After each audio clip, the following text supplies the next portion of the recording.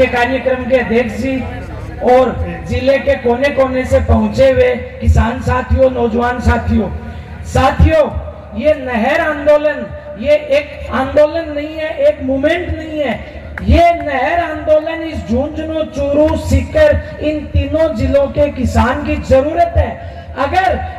आने वाले कुछ समय में इस झुंझुनू जिले में नहर का पानी नहीं आया तो ये एरिया जहां अपन लाल चौक में बैठे हैं, यहां से लेके खेतड़ी, नीमका थाना और चूरू जिले के राजगढ़ तक के किसान को, आम आदमी को इस एरिया से पलायन करना पड़ेगा। साथियों, 1962 में झुंझुनू जिले के सांगासी मांडासी गांव से यमुना नहर आंदोलन की जो चिंगारी कॉमरेड घासीराम जी ने, कॉमरेड तिलोक जी ने, कॉमरेड मोहर सिंह जी ने जो जलाई थी, उस चिंगारी और हमारे किसान नेताओं के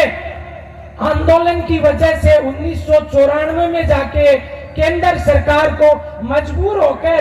5 राज्यों के बीच में अपर यमुना रिवर बोर्ड बनाना पड़ा और उस अपर यमुना रिवर बोर्ड के तहत राजस्थान को 3198 क्यूसेक पानी मिलना था। साथियों, यहाँ तक तो ठीक था, अपर यमुना रिवर बोर्ड का गठन हो गया और ओखला बैराज से भरतपुर को 1296 क्यूसेक पानी मिल गया। लेकिन जो मूल लड़ाई थी 1962 से चली थी, वो मूल लड़ाई थी झुंझुनू, चूरू और सीकर जिले को पीने का पानी और झुंझुनू, चूरू जिले को 1,05,000 हेक्टेयर एरिया को सिंचाई का पानी। लेकिन इस राजस्थान की तमाम सरकारों ने और केंद्र की तमाम सरकारों ने इस क्षेत्र के साथ भेदभावपूर्ण नीति अपनाई और हमेशा साजिशपूर्ण तरीके से यहाँ के किसान को पानी ना मिल जाए, इसके खिलाफ लड़ाई लड़ी। किसी भी नेता ने, इन दोनों पार्टियों के और किसी भी सरकार ने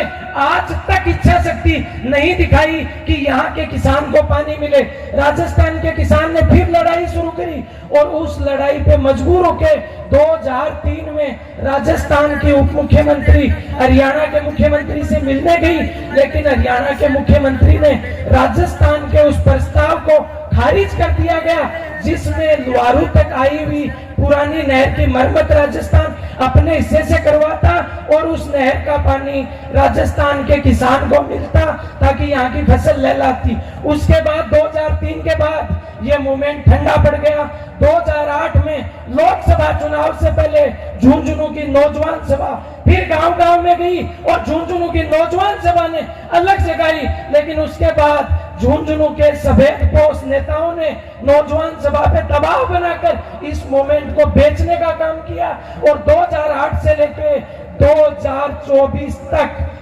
यमुना नहर के इस आंदोलन को कुछ नेता अपनी पॉकेट का आंदोलन बनाकर अपनी टिकटों के लिए इधर से उधर बेचते रहे। 2023 के विधानसभा चुनाव के बाद झुंझुनू की किसान सभा और नौजवान सभा एक जाजम में बैठी और ये तय किया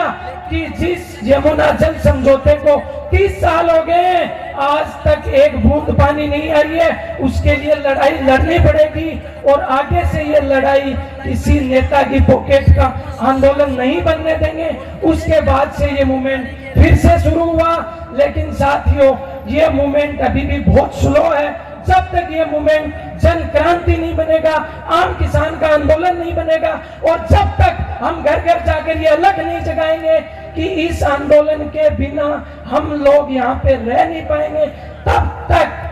जब तक किसान अपने घर से बाहर नहीं निकलेगा, ये आंदोलन सफल नहीं हो पाएगा। इसलिए चूरू के साथी यहाँ बैठे हैं, मेरा उनसे निवेदन है कि इस मीटिंग के बाद बैठ के सहमति बनाएं और तय करें कि इस आंदोलन को तीनों जिलों का आंदोलन कैसे बनाया जाए। यहाँ पे बजरंग जी ने एक मुहिम शुरू करी है, 8 महीने से इस नहर की मिसाल को जिंदा रखा है, वो बधाई के पात्र हैं और ये झुंझुनू की जनता जो यहाँ पे आई है वो भी बधाई के पात्र है। इनकलाब जिंदाबाद।